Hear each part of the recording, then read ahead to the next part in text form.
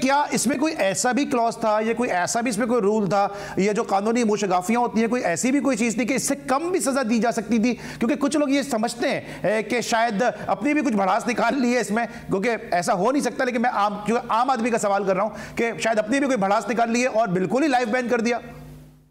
देखें, दो चीजें जो हैं वो अंडरस्टैंड करना बहुत इंपॉर्टेंट है। पहली बात तो ये कि it is an undisputed fact कि ग्रॉस मिसकंडक्ट जो है वो इंटरनेशनल स्टेज पे हुआ है, जिसकी प्राइम रिस्पॉन्सिबिलिटी जो है वो फिक्स होती है मैनेजर पे, जो कि इस तनाजुर में जो सा ख्वाजा मोहम्मद जुनैद साहब है। तो पहले तो किसी शख्स का किसी भी जो सा है वो इस तरह के हालात में गिल्टी होना जरूरी है। अब आ जाते हैं हम क्वांटम ऑफ पनिशमेंट पर, जिसका आपको क्वेश्चन बड़ा रेलिवेंट है। आपने ये देखना है कि ये स्टेज कौन सी है, आपने ये देखना है कि ये फोरम कौन सा था, आपने ये देखना है कि इसके कॉन्सिक्वेंसेस और डैमेजेस जो सा क्या है, आपने ये देखना है कि जिस शख्स से ये ग्रॉस मिसकंडक्ट हुआ क्या वो इमेच्योर है या वो कोई बहुत एक्सपीरियंस आदमी है।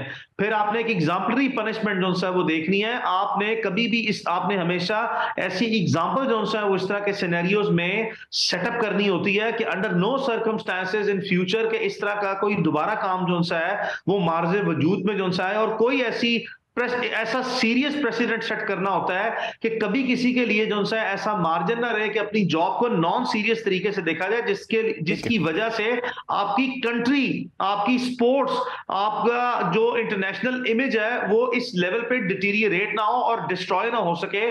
तो ये जो पनिशमेंट है मेरी नजर में ये कोई इतनी सीरियस पनिशमेंट नहीं है जिसको इतना संजीदगी से लिया जा रहा है। मेरी नजर में पनिशमेंट तो इससे आगे भी होनी चाहिए।